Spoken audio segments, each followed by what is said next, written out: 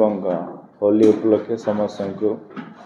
खास किना गजपति जिलावासी पाड़ाखंडी निर्वाचन मंडलवासी समस्त को अनेक अनेक शुभेच्छा एवं अभिनंदन। आज अत्यंत पवित्र दिन। किस दिन पूर्व आपने समस्त जानते यही गृह गोटे सांबादिक आलोचना होता से भी ई नगर चेयरमैन काउंसिलर माने वाइस चेयरमैन समस्ते आसते समस्ते दीर्घ दिन दे समस्त जो गोटे चेष्टा रही प्रचेषा रही जमती आमर समस्त आध्यात्मिक भगवान समस्त 4.5 कोटी आराध्य भगवान जगन्नाथ मंदिर जमी पाड़ाखंडीवासी माने उच्च विश्वास सहित केवे संपूर्ण भाव हम बोली समस्त अपेक्षा रही। आम भी दीर्घ दिन है आम हाथ जहाँ भी हो सहयोग साहाय्य कर सहयोग साहाय्य नहीं यहाँ तो आमर कर्तव्य आमर धर्मर पालन यहाँ से भाया आगामी दिन रे भी आम समस्त को आह्वान दूचु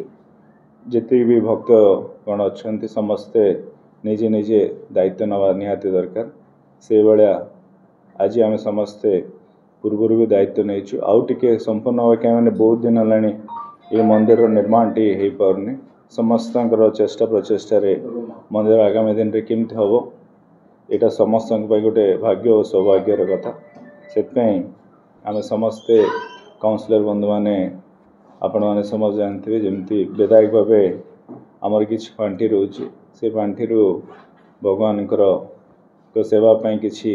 निर्माण कि आम कम दायित्व आम रही से मत समस्ते कहते आम निहाती भाव पर आम कि वार्ड्रे जहाँ भी अनुदान आम दबा किंतु प्रथम आम भगवान मंदिर ठारू यहाँ आरंभ करा मत से अनुरोध रखते सेटा भी मोर कर्तव्य भाव मोर भी पिलादिन ठारू गोटे समस्त जानी आम समस्ते बहुत उत्साहित सहित रथ यात्रा पालन करुँ। कार्तिक मासरे भी आम जेजेमा सहित अनेक थर से मंदिर जाइथिबा से भाया जगन्नाथ मंदिर जिते शीघ्र संपन्न भाव समस्त गोटे खुशी कथा हम। आज यही वासी माने अमेरिका रोचंती यूके सबू देश विदेश सबुठी रहिले भी समस्त गोटे चिंता केवे आमर मंदिर टी हम समस्त देखते फेसबुक रे सब सोशल मीडिया रे आम जो भी जावा मुझे भी ये प्रोग्राम जाऊँगी समस्त मत जदि बहुत आदर रे जदि गोटे किसी प्रश्न पचार आमर संपूर्ण भाव जगन्नाथ मंदिरटा केवे हे से आपण मैंने समझ जानते अति निकट आम समस्ते इतिहास ऐतिहासिक लवणगिरी पहाड़ भी बहुत पूर्वर सेमती 25 वर्ष है गोटे मंदिर टी निर्माण हबार हो पार नाला भगवान चाहले जगन्नाथ आशीर्वाद कले सेठी भी आम संपूर्ण भाव गोटे मंदिर कर से भाया आगामी दिन रे आम समस्त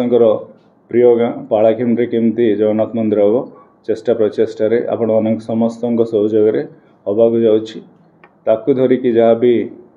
अनुकंपा एमएलए फांटी मु आज 50 लाख टंका दवापाई निष्पत्ति नहीं आपण मैंने समस्त आशीर्वाद और सहयोग आगामी दिन रे थिले जहाँ भी दरकार अच्छी आपर भी निहाती भाव संपूर्ण भाव खाली 50 लाख यही कथाटी रही आगामी दिन रे जहाँ भी अनुदान रही करी मो प्रतिश्रुति दूँ।